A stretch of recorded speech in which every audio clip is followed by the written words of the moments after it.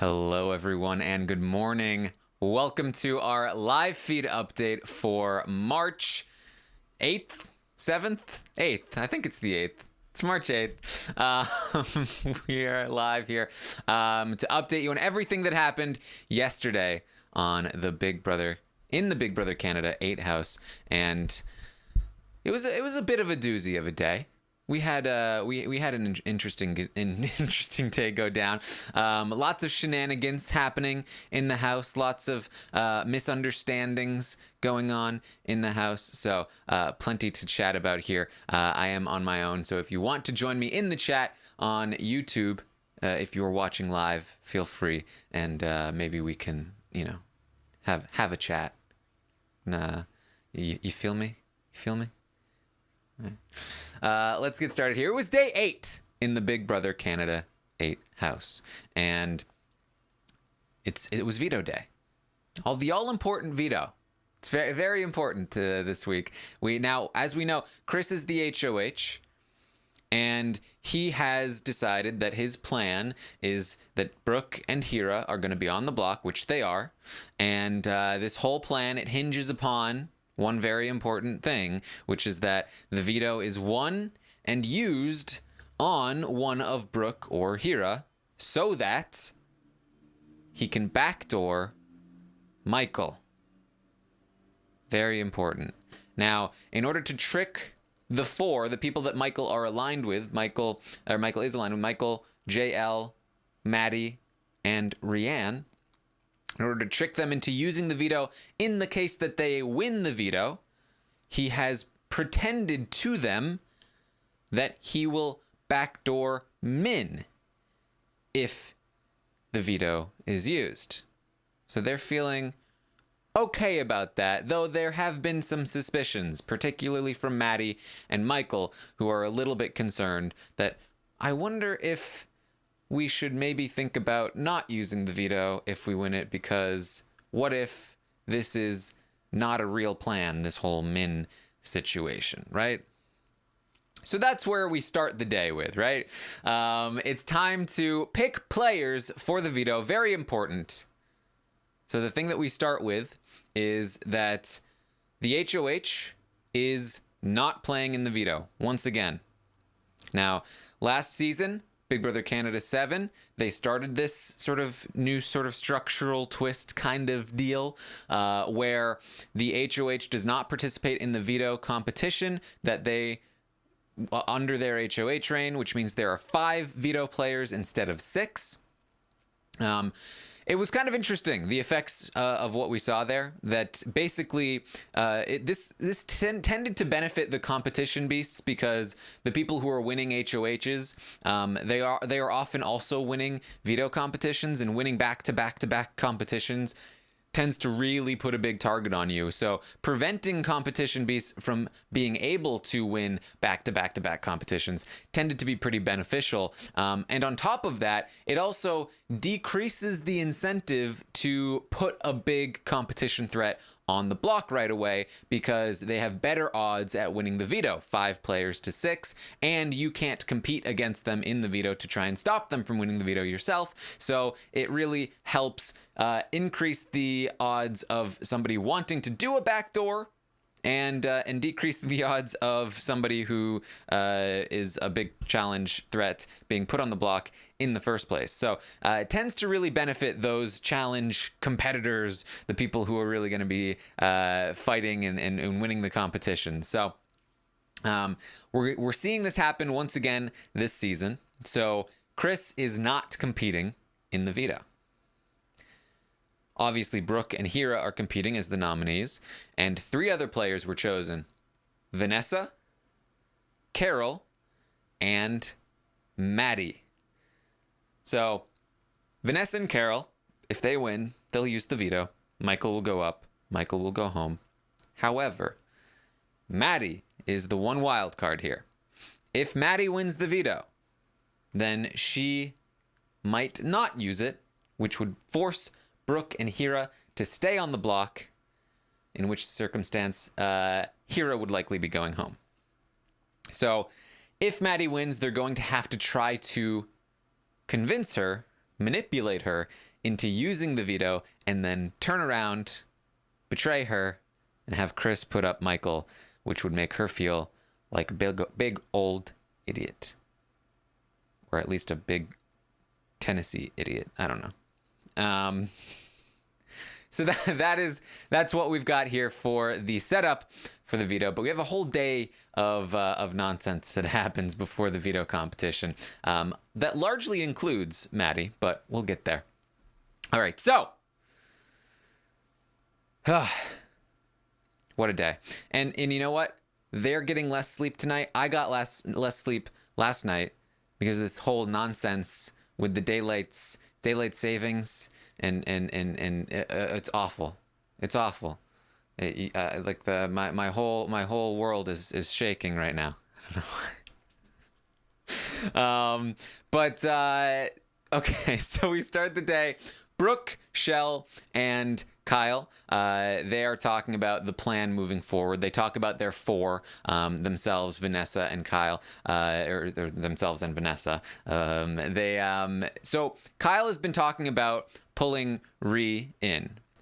Actually, let me bring up the chart for you for those who are watching the YouTube version. Here's the chart. I'm gonna go ahead and pull up some of the photos of the players I'm talking about as I talk about them, just so you get a good sense of who I'm talking about, because we're still learning. All right, so Sheldon, Brooke, and Kyle, they're talking about their four, which includes Vanessa, who is not a part of the conversation, but they're talking about this four, and talking about their plans moving forward. And now Kyle, previously yesterday, he had been talking to Rianne. He has a good relationship with Rianne. This is Rianne, and he really wants to pull her in to the group at large, as they're taking shots at the evictors, which is Michael, Rianne, JL, and Madi. Michael should be going home this week if everything goes right. And what Kyle wants to do is pull Rianne in. He has a good relationship with her. However, Brooke does not like that plan. He talked with Brooke about it for hours, and she tried to convince him that that he shouldn't do this, that Rianne is dangerous, and that this is not a good plan. But Kyle is Kyle, and he didn't really listen to Brooke at all. And so he's going to be continuing to try to convince the other members of the Alliance that Rhi is somebody that should be worked on, pulled in. That's going to be one of his main motivators throughout the entire day, anytime he talks to his allies. And like I said about Kyle, when he wants something, he doesn't really listen to anybody else. He really just decides, you know what?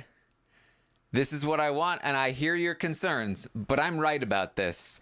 And so just trust me, I've got this. Just let me do it. Let me do it. All right. So they talk about that. Kyle tries to equate Rhi, pulling Rhi in with, like, he's like, I have a good relationship with Rhi. I know you guys don't, but you guys have a good relationship with JL, and I don't. So it's kind of, it's kind of similar, right? Like, it's kind of the same. He says that Rhi is not really close to the other girls in the house, so she doesn't really have anybody else apart from that four. I actually do feel like this is not true. I don't know if Kyle thinks it's true, but Rhi actually does have a pretty decent relationship with most of the women in the house, or at least a few of the women in the house. And she holds, I think, a lot more relationships than Kyle might anticipate, but we'll see. We'll see about that. After Kyle leaves the conversation, Brooke and Sheldon continue to talk, and Brooke tells Sheldon, look, I've had two gut feelings in this game. One is that you're good. I can trust you, Shell. The other is that Rhi has to go. That Rhi is no good. And so Shell agrees Rhi has to go. He's on board. All right. So then we get to Madi, Michael, and JL. Madi is not sure what to do with the veto. if she wins it, right? She's concerned, like, what happens? What happens if I win the veto? Should I use it? Should I not use it? If I use it, then that leaves us exposed potentially. She's considering just throwing the competition altogether. Like, I just don't want to win. I just don't want to win. I just don't want to win. Then I want to deal with it. She's talking to Michael in jail, in the shower, and she says she's worried, correctly, that if she uses the veto, that Michael might get backdoored. And so she's like, you know what? I'm not going to use it. Not going to use it. I'll win it. I won't use it. Better idea. She comes up with a better idea. She's going to win the veto.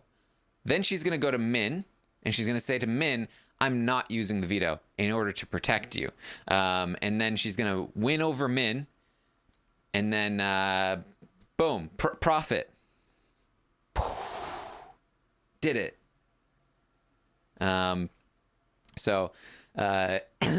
After a lengthy conversation, that kind of becomes the plan. It was hard to hear this one with Michael and JL in the shower, not wearing microphones. But she is going to continue to wonder, like, what to do, though, and she's going to continue to ask people what she should do. So she goes over to Vanessa and asks Vanessa, "Hey, Vanessa, what should I do here? What should I do with this veto? What should I do if I win? What should you do if you win? You're playing in this competition." Vanessa, it's like, I don't know. It's a hard decision. I don't know. I can't tell. Vanessa, very much not a pusher, for the most part. She really just she doesn't like to give answers, and she likes to just agree with the people she's talking to for the most part. And I'm just really, like, I don't know if she's just really, really a pushover, or if she just has some, like, really secret agenda and she doesn't care about anything else. It's hard to know for sure. It's hard to know. But so that's Madi is going to continue to go around asking people about the veto and what she should be doing, which is obviously going to be a little bit sketchy here. So in the meantime, as she's going and talking with Vanessa, that we've got Michael and JL, who are still in the bathroom, and Hira is going to come up and talk to them. Now, Hira is not feeling great. He was not really given a heads up that he was going to be used as a pawn, and he knows that Brooke was, and so he's really concerned that if the veto doesn't go down the way that he needs it to, that he might be in trouble. And he's also starting to see that Kyle seems to be really pushing things. Kyle seems to be a big vocal force in the house, that seems potentially opposed to this group that Michael and JL are in. And so Hira has already approached Michael about this 4. And so now he's kind of approaching them again. Like, hey, what if we work together? What if Kyle's like this big guy. He's this big threat. Why don't we start taking some shots, huh? JL and Michael are all about it. They love it. They would love to keep Hira this week. Hira leaves, and they go, man, it'd be so tubular if we could keep Hira, man. And Michael's like, yes. And they start counting votes. All right, so like, if there's 14 people, then we need like 8 votes, right? So first of all, there's 15 people in the house, and 12 of them are voting. Because there's an HOH and 2 nominees, right? So they got it a little bit wrong there, but it's fine. We'll let them talk. All right, so we got you, me, Hira, Madi, would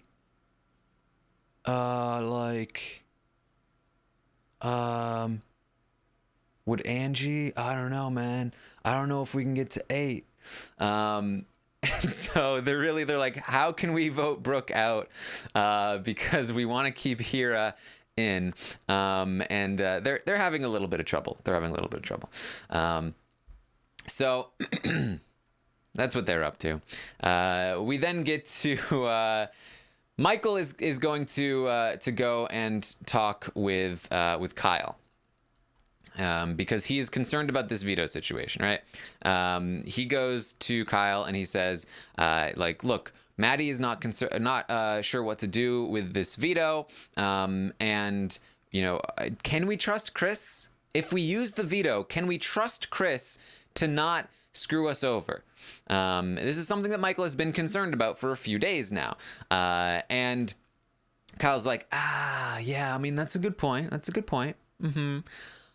I think we can trust Chris, though. I do. I think we can trust him. I don't think he would do us dirty. And if I'm being honest, I don't know if going around and asking if we can trust Kyle, asking if we should be using the veto, I don't know if that's a good idea.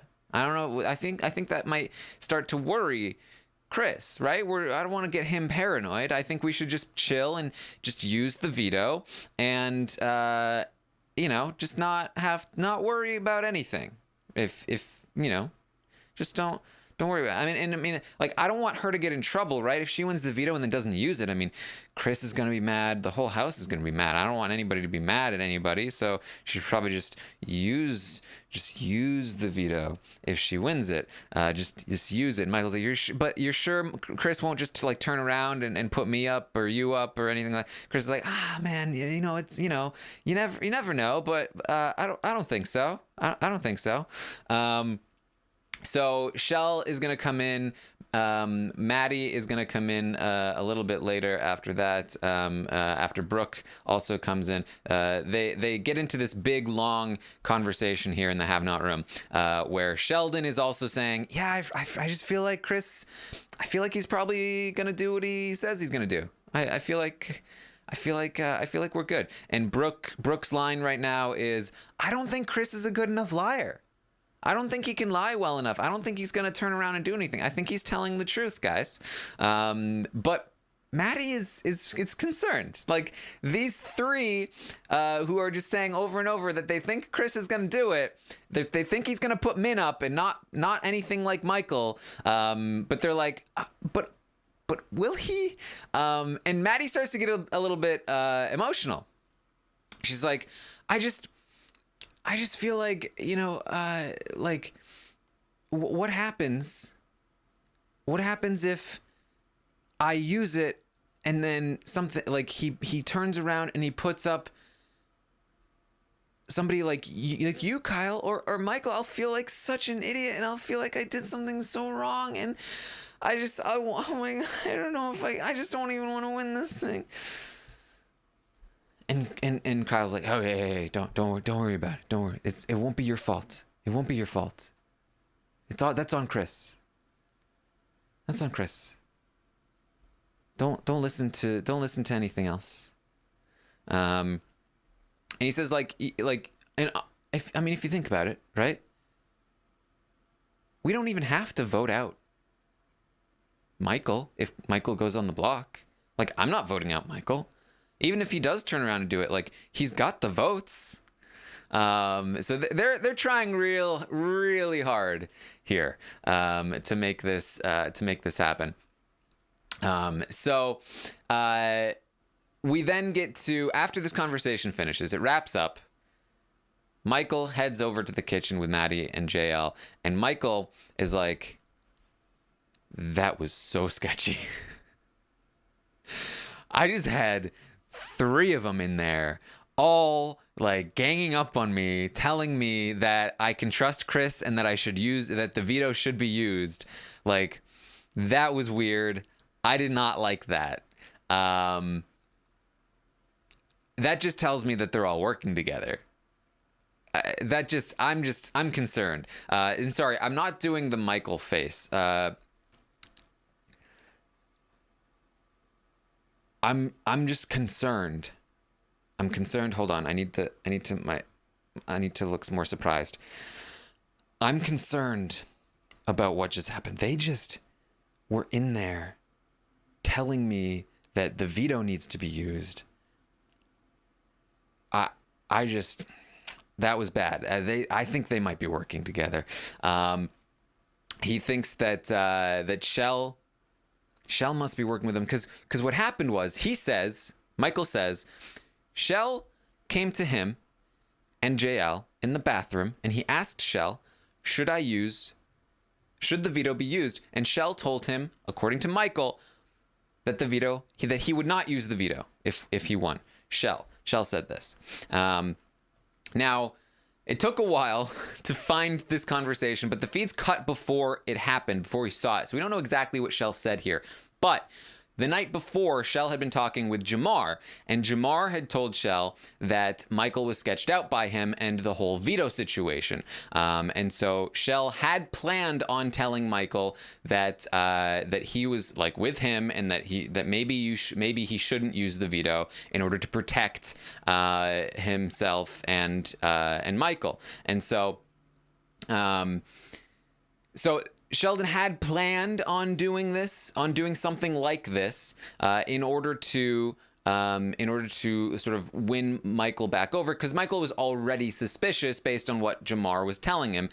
So we can kind of infer that they probably did have this conversation or something like it. But Michael is sketched out because Shells was saying that he would not use the veto in that one conversation, and then a couple hours later he's in that have not room saying, actually, on second thought, I think that Chris is probably is probably trustworthy and that we probably should use the veto. Now I think the reality of what's happening here is that Michael was already concerned, was already suspicious, and this is just like a reason that he can use to further his suspicions and blame his suspicions on somebody else, right? And he's been upset with Shell prior to that moment, right? Before this moment, because he thought he was in good with Sheldon, but Shell has been talking with Chris too much, and he says in this conversation, Shell has been sucking up to Chris, this whole time, and I can't do that. I just can't do that the same way that other people. I just can't suck up to people like that. And so he says to Madi, look, tell people that I told you to use the veto. She said to not use the veto. No, to use the veto. Say that I said to you that you should use the veto. She says, okay, but don't actually use the veto. It's like, I don't know. Basically, what Michael wants to have happen here, he wants Kyle and Sheldon to think that he is now on board to use the veto, that he's not being suspicious, don't think that he's not trusting them.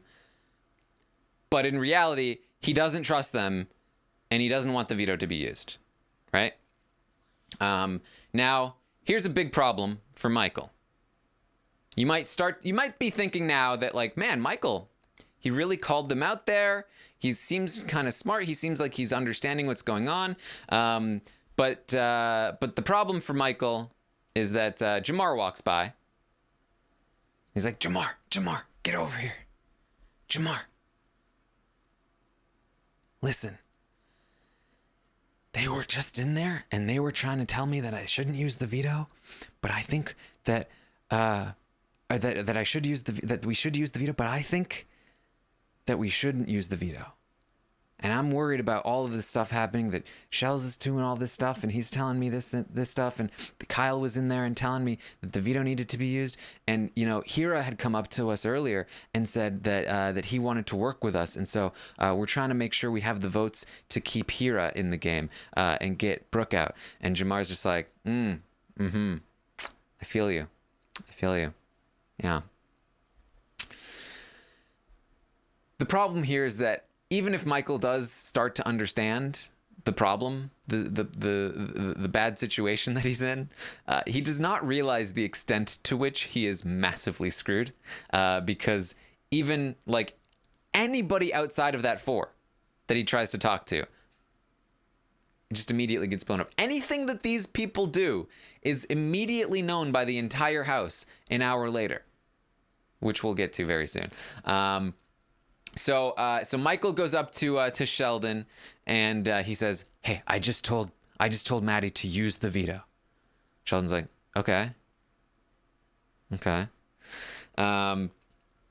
And so that's the end of that little saga for now. Now I do want to just point out, Rhiann, throughout most of the day, is spending a lot of time talking with people in the house on a personal level, just building relationships. In particular, she spent a lot of time with Hira. She spent a lot of time with Chris, talking about talking with Hira about his past and his life, talking with Chris about his past and his life. She spent a lot of time talking with Kyle as well, and she talked with Sue a lot through the day. So I think that, if you're paying attention, you can start to see why so many people feel like, hey, Rhi is the one that we can bring in, and why people like Brooke, who hasn't talked to Rhi very much, is concerned about Rhi. Now, I want to be very clear, Rhi almost never talks game. So I don't know how intentional this social bonding strategy is, but she is building a lot of social connections in the house, and we'll see what she does with them over the course of time. So we then get to Sheldon and Sue in the have-not room. They are lying in there. These two are pretty funny. Sheldon likes to sarcastically flirt with her, even though she has a boyfriend, but not in a serious way, in a joking way, talking about her boyfriend as well, but not in a disrespectful way, if that makes sense. Just very sarcastic kind of stuff. And so they're talking, they're joking around. They really like their sort of group of four with themselves, Jamar and Brooke. That's a pretty good four for them, along with all of their other alliances. And so Jamar ends up joining them. And I gotta say, these three together are hilarious, and I love them. And if you're gonna watch anything from yesterday, check out their conversation in the have not room, because they're great. They're talking about Jamar's like, all right guys, all right, if any of us are in the final two, we're voting for each other. And Sheldon's just like, wait, you think I'm gonna vote for what, Angie over you, Jamar? Get out of here. So they're talking, they're bonding. And Jamar lets them know, he says, look, I got to tell you something. Michael pulled me over, and he said that he does not want Madi to win the veto, or to use the veto. And Sheldon was like, wait, when was that? Because he just came up to me and said that he told her to use the veto. And this is concerning. And Jamar says also, okay, shh, I got to tell you something else. Apparently Hira came up to them earlier in the day and told them he wanted to work with them.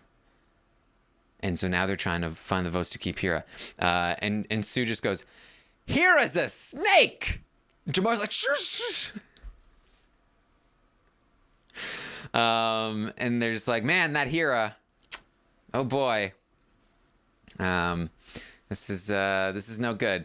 And so this information, like I said, is going to spread throughout the house. Hira is definitely in some trouble here. People are mostly like, yeah, I mean, what are you going to do? I mean, he's trying to do what he can to stay, but bad move, Hira. Bad move. You attached yourself to a sinking ship here. So we're then going to get to Brooke, Vanessa, and Kyle, who are having a conversation. Kyle is just continuing to make the case for bringing Rhi into the fold. He can see that Brooke still doesn't want it to happen, so he, every time he talks with Brooke, he's basically giving her more and more reasons for why it makes sense for them to bring Rhi in. But this was an interesting conversation because it might be the only explanation we have for Vanessa's behavior throughout the day and throughout the game thus far. Vanessa brings up that she's concerned that she's at the bottom of their four. Their four being Vanessa, Brooke, Kyle, and Sheldon, right? So earlier in the day we had Kyle, Sheldon, and Brooke talking about game, and Vanessa was not involved. And so Vanessa feels like they talk game without her all the time, and that she's left out of conversations, and that she's just at the bottom and her opinion doesn't matter.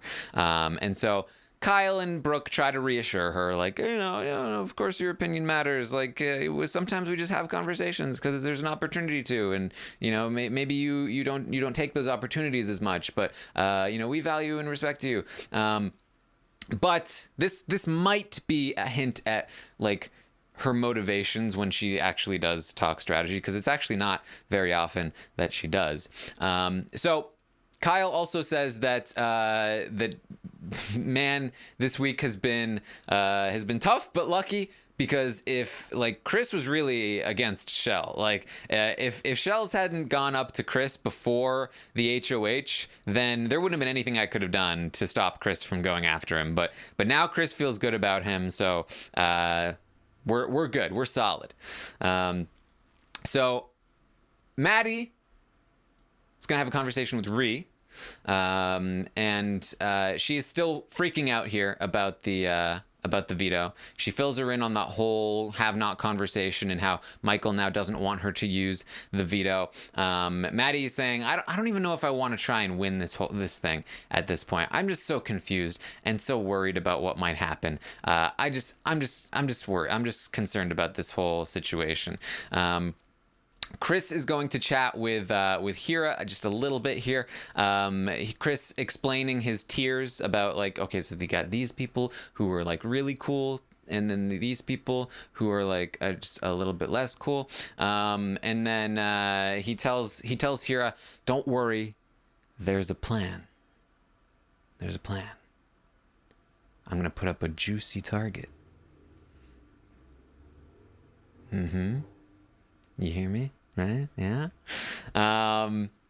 So Hira's like, okay, cool. All right. So then Michael goes and talks with JL, and they're of course going to be discussing the whole veto situation and all that. However, the sort of weird part of this conversation, they start talking about Brooke, right? They want to keep Hira, which means they want to get rid of Brooke this week. And Michael gets around to talking about Brooke. He says, man, Brooke, she's just, I just don't trust Brooke. She plays that Dungeons and Dragons shit. So she knows this. She's got everything down, and she plays up that physical contact, making people think she wants them. It worked on me. It worked on me at first. And JL's like, dude, yeah. I did the same thing. I thought she was into me in the first few days, putting her head on my shoulder and shit. I was like, whoa. And Michael says, I just don't understand, like, how must her mother must feel like having to watch that sex stuff. Like, I wouldn't want my daughter doing that. It's just like, I don't know.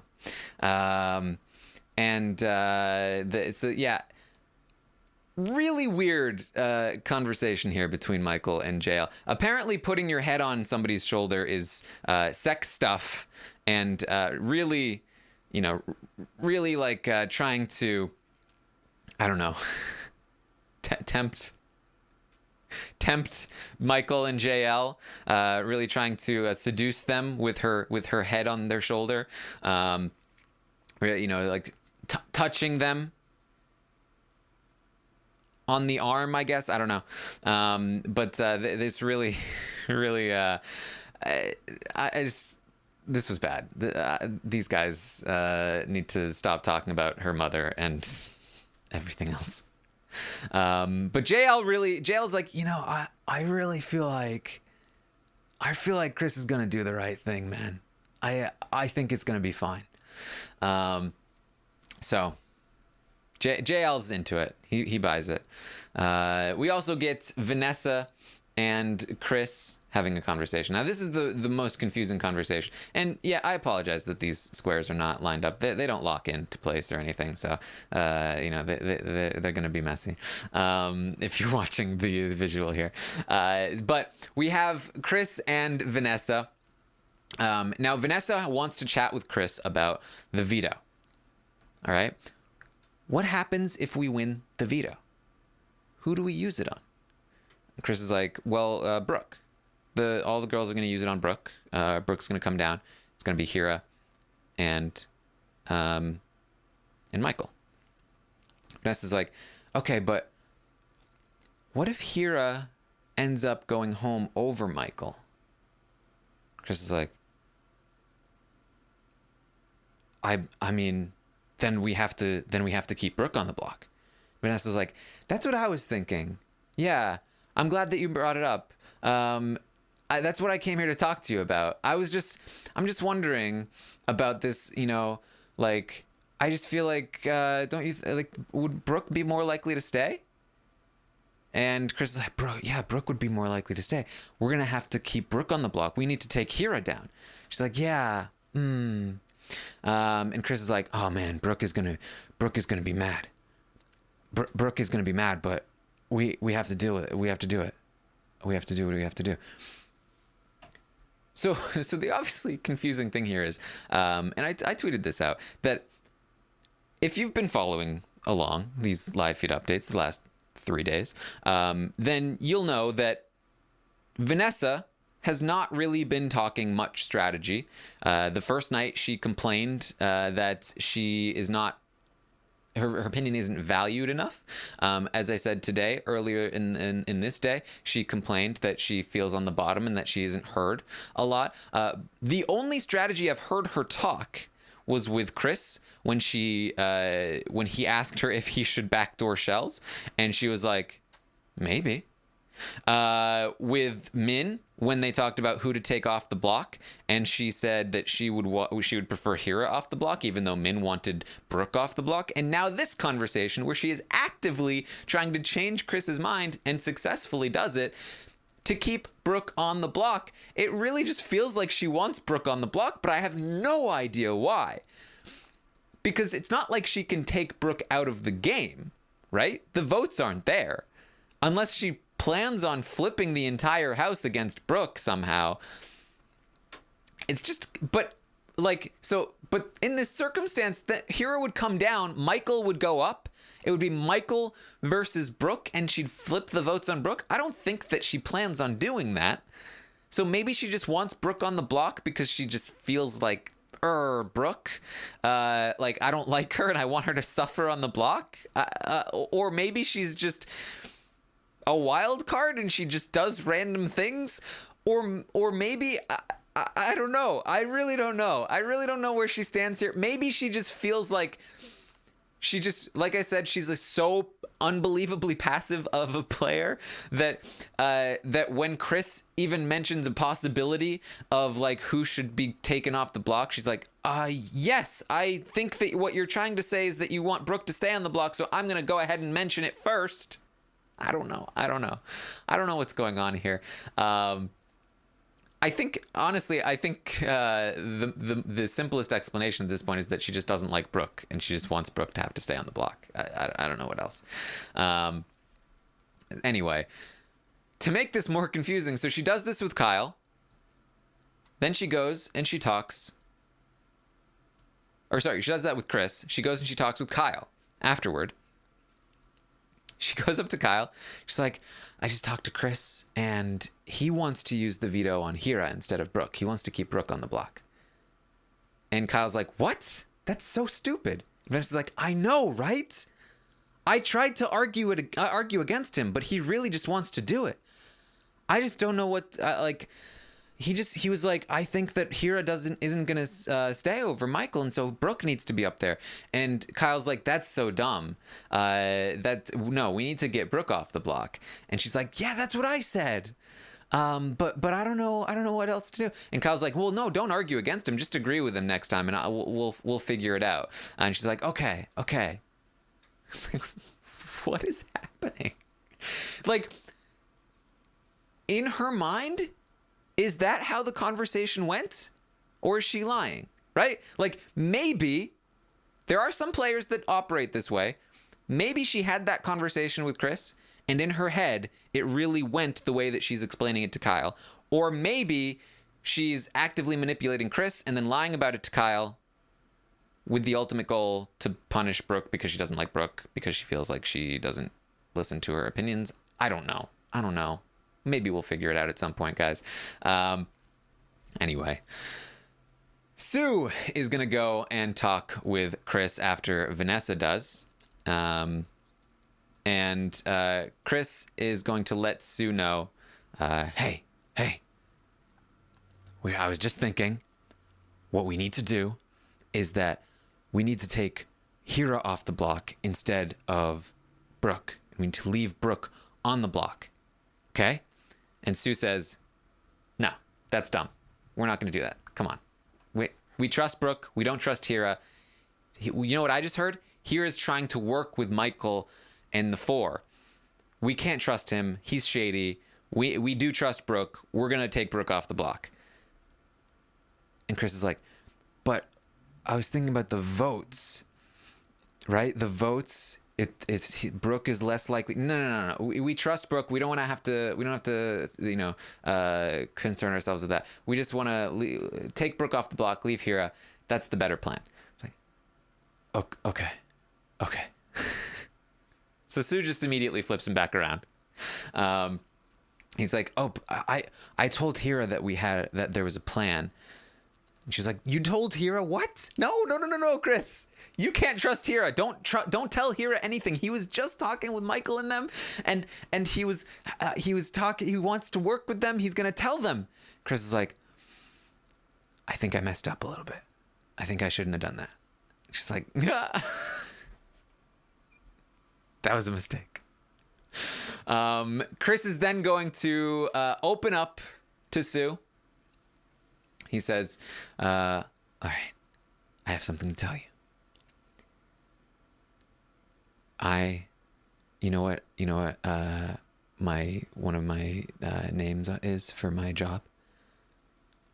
I call myself the Game Changer.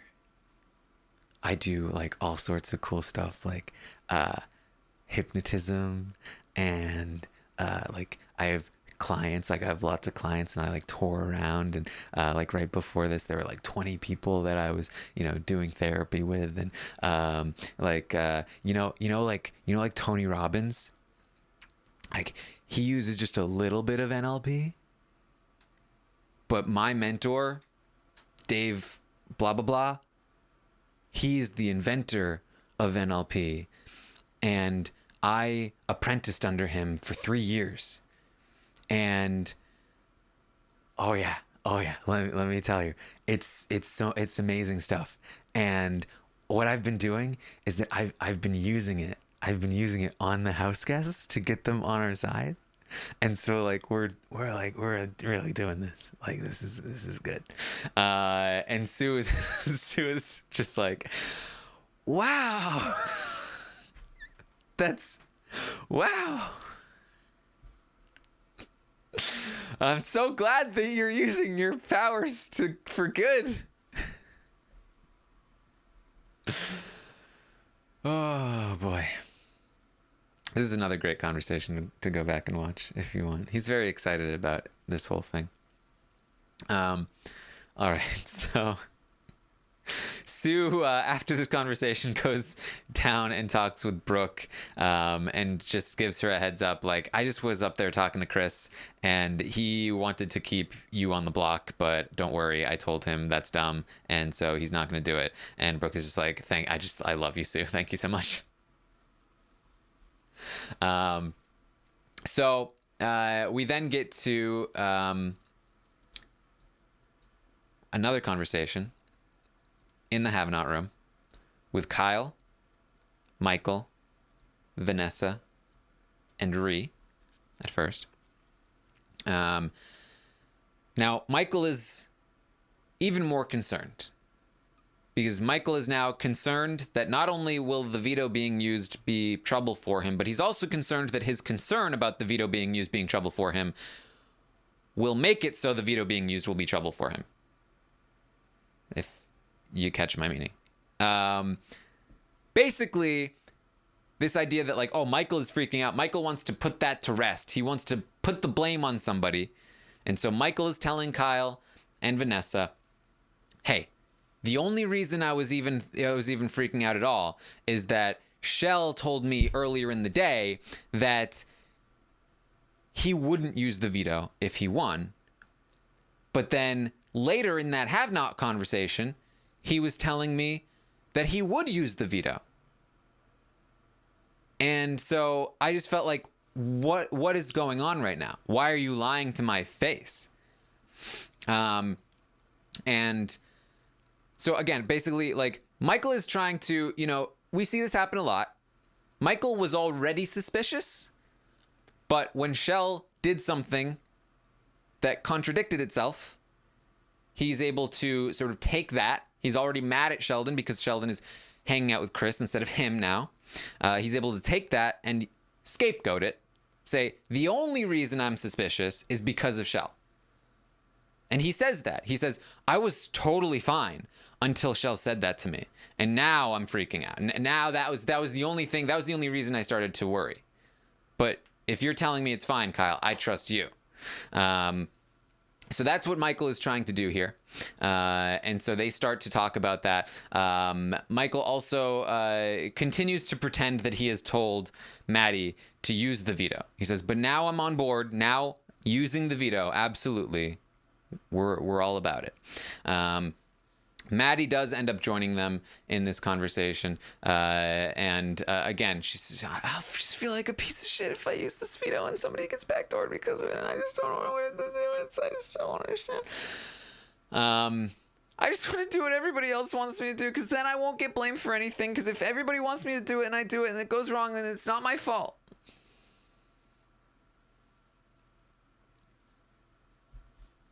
Kyle's like, yes, I agree. Do what everybody wants you to do. That's a good idea. And again, Kyle talks about how we're not going to vote out Chris. Even if Michael goes on the block, we're not going to vote him out. So don't worry about it. They're really doubling down on this idea. Like, they are really pushing hard and promising a lot. And so there's going to be a lot of hurt feelings, a lot of betrayed people in this house. Well, 3 of them at least. So Jamar quickly has a conversation with Madi after this big have-not thing. And Madi fills him in on what that conversation was about. Mainly that everybody's all upset about Shells and how Shells was saying that he wouldn't use the veto, and now he's saying that he would use the veto. And Jamar is just like, whoa. Jamar is not happy. So Jamar goes to Sue, and he starts talking to Sue, and he says, Sue, can't trust Kyle and Vanessa. Can't trust Kyle and Vanessa. They're shady. They're shady. Sue's like, what? What are you talking about? What happened? Jamar's like, no, you don't. Madi just came up to me. She said that they were talking with Kyle and Vanessa, and Kyle and Vanessa were saying what Shells told them about the plan, and for some reason Shells got caught because he said to Michael one thing, he said to Kyle another thing, and Kyle told Michael the thing that he told him. So this is where it gets really messy, right? So to try and break this down for you again, the conversation that happened between Michael and Shells was Sheldon saying, if I won the veto, maybe I wouldn't use it because I'd be worried about myself and you, because he was trying to build trust. Then later, they're trying to push this idea that the veto should be used. And he says, the more that I've thought about it, I really do feel like we can trust Chris. I feel like the veto should be used. Right? That's what Sheldon does. Michael takes that. It's a little bit shady in itself, but he takes it also as a scapegoat, as an excuse for being worried in the first place, which he already was. And he says, and he says to Kyle, like, I'm not being paranoid. It's all Shell's fault. Kyle and Vanessa try to clean that mess up in that conversation. Then Madi goes to Jamar and explains that conversation. And in the explanation, Jamar takes it to mean that Kyle and Vanessa exposed Sheldon to Michael and Madi And now Shells is in trouble because of Kyle and Vanessa. And so he's going to sue, like, we thought we could trust Kyle and Vanessa, but they're trying to play both sides. They're throwing Sheldon under the bus to Michael and Madi and getting Shells in trouble. Jamar is not about getting Shells in trouble. He is a loyal dude. And so he's pissed about this. And so he's like, that's what's happening. And then Sue gets really confused because she's like, what do you mean they are exposing Shells? Like, what are you talking about? And he's like, they said this. They said that he said that he wanted the veto used when he told Michael that he didn't want the veto used. She's like, why did he tell Michael that he didn't want the veto used? He's like, I don't know, but he's telling the two people different things, but then they exposed him. She's like, well, that's bad. But how do they know that he does want the veto used? And he's like, Shells must have told Kyle. And Sue was like, well, but why would Shells tell Kyle? And she's like trying now to pretend that Shells and Kyle aren't in an alliance to Jamar. And she's trying to be like, well, Shells shouldn't have told Kyle. And it's making it even more confusing. So Jamar's just like, I just got to go get Shell. We just got to go talk to him. So he goes, feed's cut for a while.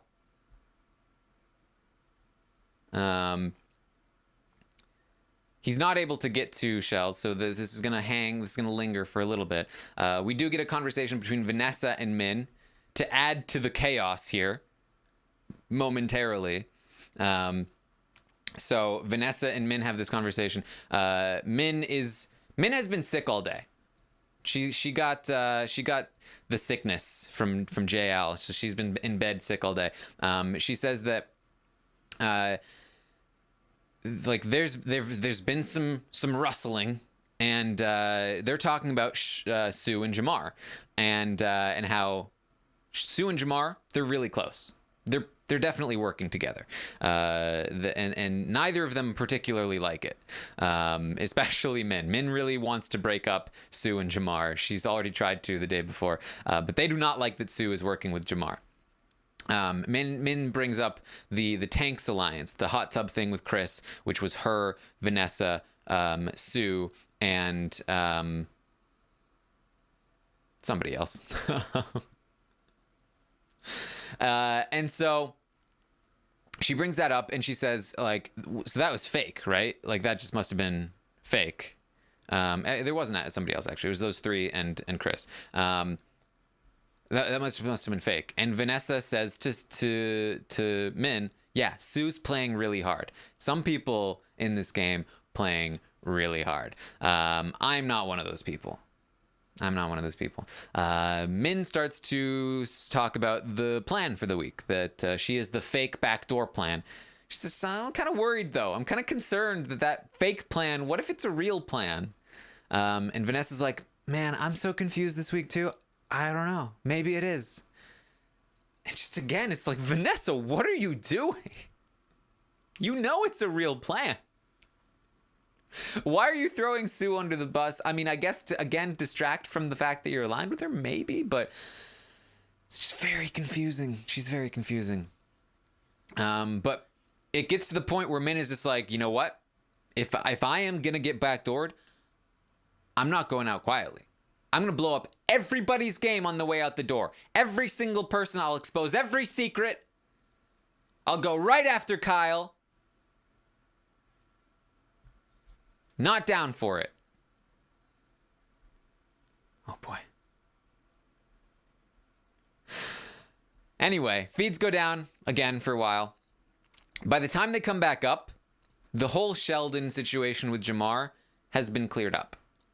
He's talking with Jamar. He's explaining what happened, that he had gone to Michael and he had said, hey, maybe I wouldn't use the veto. And then he eventually said, after thinking about it, I would use the veto. And it got all mixed up. But Kyle and Vanessa did not try to throw him under the bus. And Jamar's like, okay. Jamar has calmed down. And everything has been cleared up. And it's all fine. So then we get to the veto competition. We saw like a glimpse of it, right?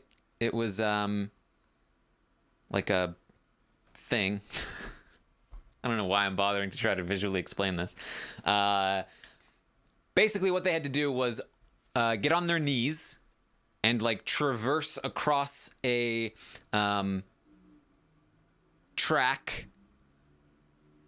that looks like wintry, and grab puzzle pieces with their teeth, and then come back on their knees, and then put a puzzle together.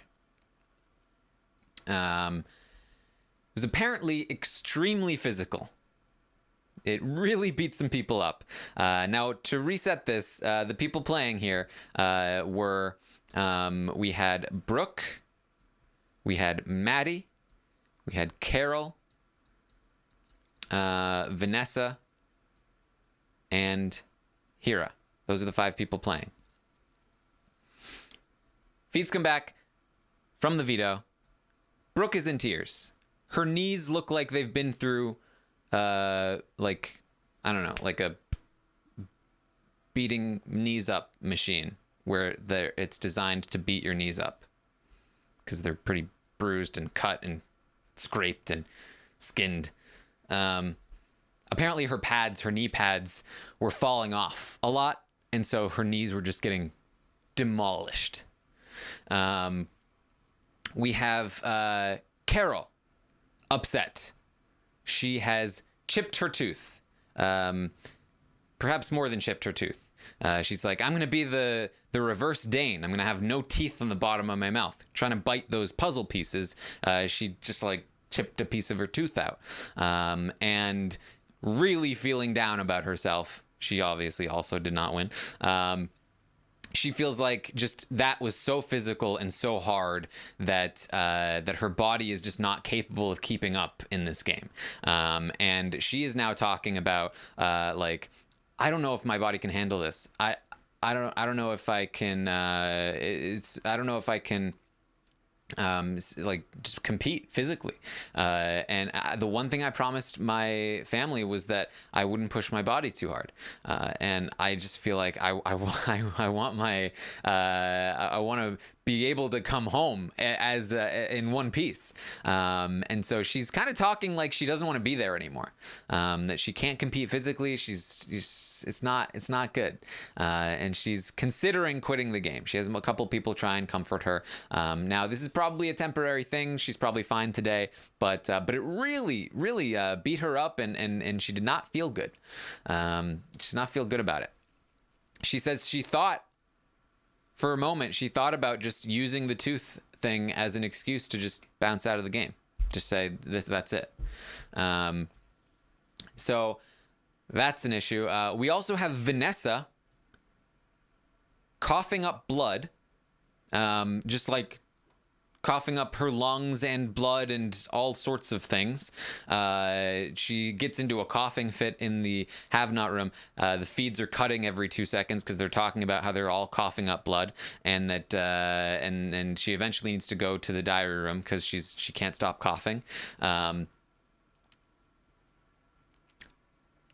Look, Big Brother Canada, your competitions look cool, yes. But you have a massive problem when it comes to the health of your players' lungs, which is a very strange thing to say.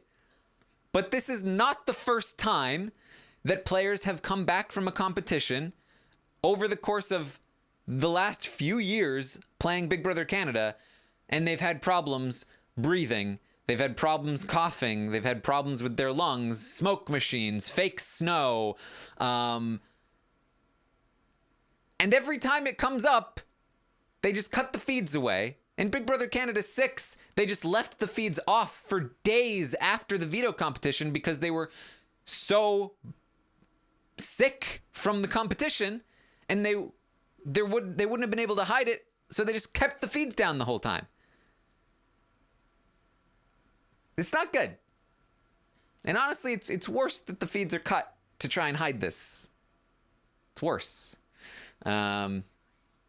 So let's just Let's keep our house guests healthy. We know if smoke machines make things worse, if fake snow makes this worse, if whatever, like just I think most of the viewers would agree that that we'd prefer the house guests to be healthy to like having it look marginally cooler on the screen. Just my opinion here. All right. So that's what's going on there. Ultimately, Hira is going to win the power of veto. Hira has the veto. He will be taking himself down, and he will be safe this week. Hira's not going anywhere. He said he was going to beast it, and apparently he did. So the plan should be in place. Hira will take himself down. Chris should put Michael up in his place. Cue the explosions. Michael versus Brooke. Michael should be going home. Should. All right. So a few more conversations after the veto, but it went pretty late, so there wasn't a ton after that. We had Kyle talking with Sue. They both feel really good about Chris. They really feel like this is going to be okay. Kyle is like, maybe the guy weirds me out. Like, what if he does backdoor me? Like, I'm good, right? And Sue's like, yes, absolutely. Don't worry about it. But I think we're good. And he says, I agree. I think we're good. They both love Chris because he loves them. And they feel like they kind of want to keep him around a little while. That there are some people that want Chris gone, but they both feel like Chris is useful to them. She's his girl, and he's his guy. And so he's useful. They don't love that Min is kind of getting lost in all this, because they kind of want Min gone as well. But it's a necessary evil for now. They talk about how the next people on their hit list, Madi and JL. They want to continue to go after those 4, but they do want to keep Rhea around. So that's their plan. That's what they're up to. We also get some camera talk from Brooke, who's also feeling pretty down about herself. Her knees are all beat up. She couldn't keep herself off the block with her social game or her strategic game, and she couldn't take herself off the block with her competitive game. And so she's kind of feeling like, man, I am not the player that I thought I would be. That's unfortunate. And she's concerned about her position in the game. She knows that she's in a good spot right now, but she also knows that Kyle wants to keep Rhea around. Kyle wants JL out. She has a bad relationship with Rhea. She has a good relationship with JL. And the problem is that Kyle is a lot more likely to win competitions to make his agenda happen than she is. She's clearly not able to win this veto. She's probably not going to win as many competitions as somebody like Kyle, which means that if they stay in an alliance together, then Kyle will be getting his way. He'll be the one setting himself up for the end game, and she'll be out of luck. So while she's in a good position right now, long term, it just doesn't feel like it's going to work for her. So she feels like she needs to reevaluate. She says, she's not sure what she's going to do, but this is definitely something that she's concerned about. And this is, again, Brooke thinking long term, which is important. And she actually does make some good points. But again, I'm not sure what this translates to in terms of actual gameplay in the short term. So very interested to see what happens there. She is also concerned about another thing. She says, the most beneficial alliance I have right now is the one I have with Shelly. And I feel like I'm freaking him out right now with how emotional I am. And that's not good for me. And I was like, self-aware, at least. You got that. Good call on that one. Because she is. I mean, she's like crying multiple times a day to people and needing emotional support. And it's definitely not the sign of like a reliable ally, right? And so she's concerned about that. And hopefully that means that she can sort of like kick it into gear at some point. But we'll see. All right. After that, we had Min talking with Carol. Now, there was one thing that happened after the veto, after the feeds came back from the veto, and that was that Jamar and Min were kissing a little bit here and there. You know, playful, but they're definitely up to things. And so Min is talking to Carol. Carol's again talking more about wanting to leave the house. Min says, "No, don't leave the house." Min says, "I'm gonna tell your secret. Don't tell anybody. But we're pretending that it's me that's gonna be backdoored. But really, it's not me that's gonna be backdoored." And guess what? I have been method acting, pretending that I feel like I'm gonna go home. I've been method acting so well that I'm actually starting to get a little bit worried. But that's the plan. And Carol's like, "I actually knew that plan." Min also talks about Jamar with Carol. She talks about this whole situation that they were kissing a little bit. And she says, you know, Jamar, I think he's a sociopath, maybe. I really hate him. I don't like him at all.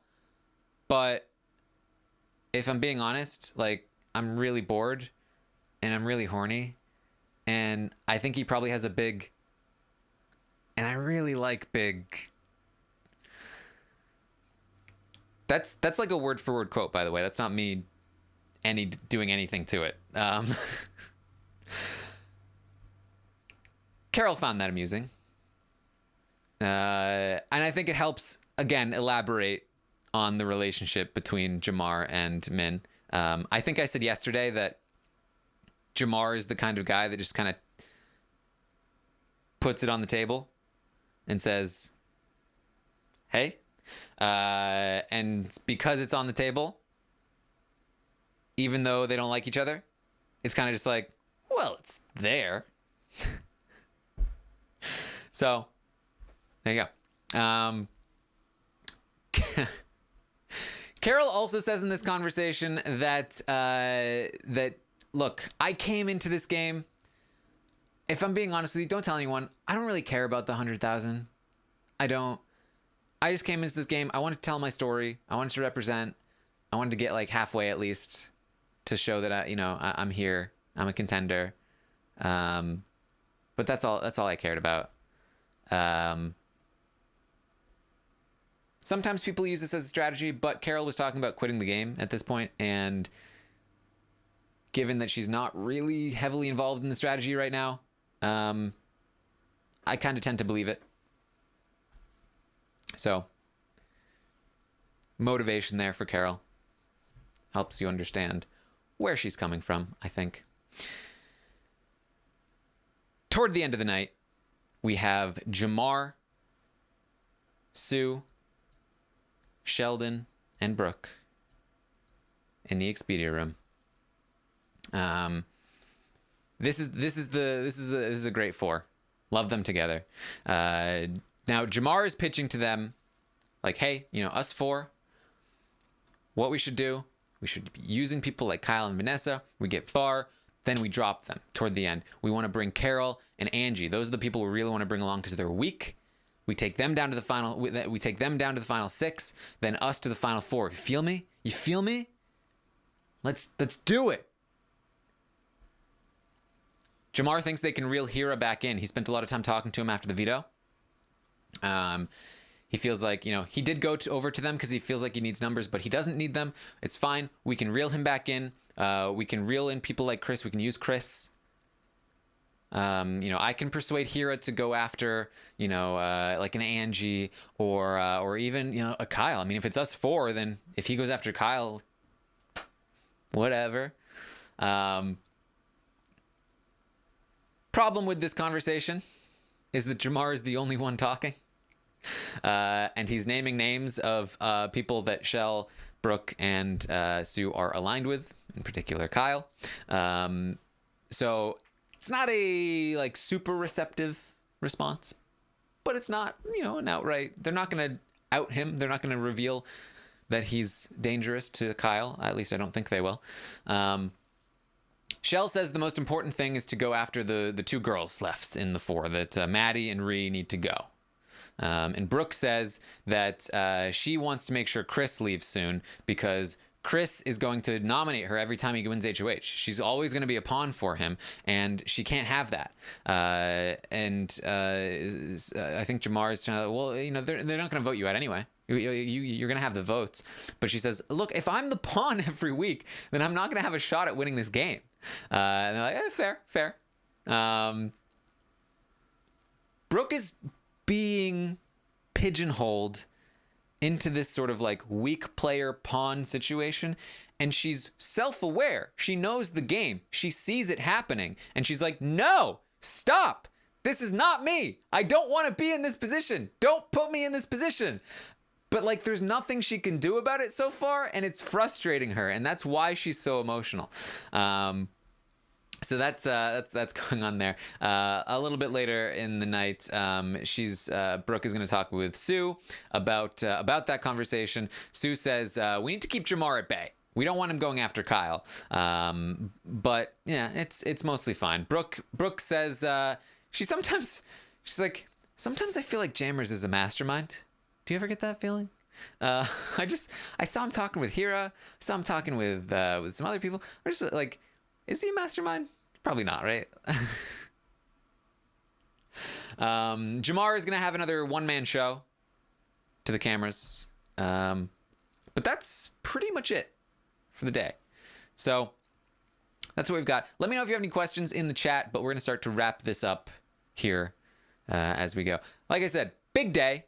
Lots of shenanigans going on. But the key points here are that Hira has the veto. He will be taking himself down, and Michael should be going up in his place. Now, Michael has an inkling that he could be in trouble, and so we could see Michael try to fight for his life, try to convince Chris to not put him up. But my guess is that this is probably going to go down, that Michael probably will be on the block, and that we will see.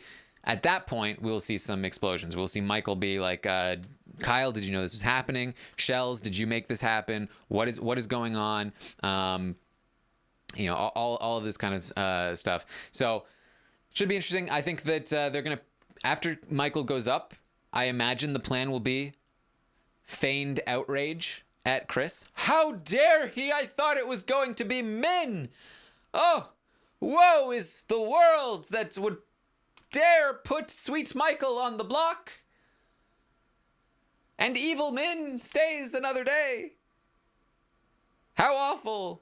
We will not go along with this terrible plan. We will keep you, Michael. We promise. We would never do this to you, Michael. And then on eviction night, they'll be like, sorry. So, should be interesting. Thank you for hanging out with me today. Let's see. What are some questions here? Did Angie do anything today? Not particularly. Who's the least worthy of staying in the house? I think it's too early to really make a call like that. Let's see here. Are Jamar and Suzanne the best positioned players in the house? Not Jamar. Jamar is friendly with everyone. He's kind of like in the rat floater position right now, a little bit, but he does have some loyalties. The problem is that the people he's most loyal to are not most loyal to him as of right now, and that's not a great spot to be in. Sue is definitely in a very good spot. I am tempted to say she's in the best spot, but she also still has people like Min and Vanessa talking about her. Shell is in a great spot, but he has people like Michael and Madi talking about him now. Kyle's in a decent spot, but he's very visible, and he has people talking about him like Hira and Jamar.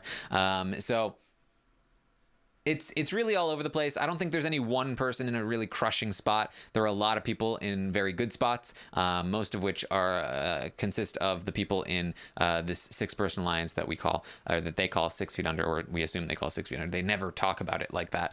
I've only ever heard 6 Feet Under once, and it was from Sue by herself. So we'll see. When does the Stock Watch start? It starts Tuesday nights. That's the roundtable.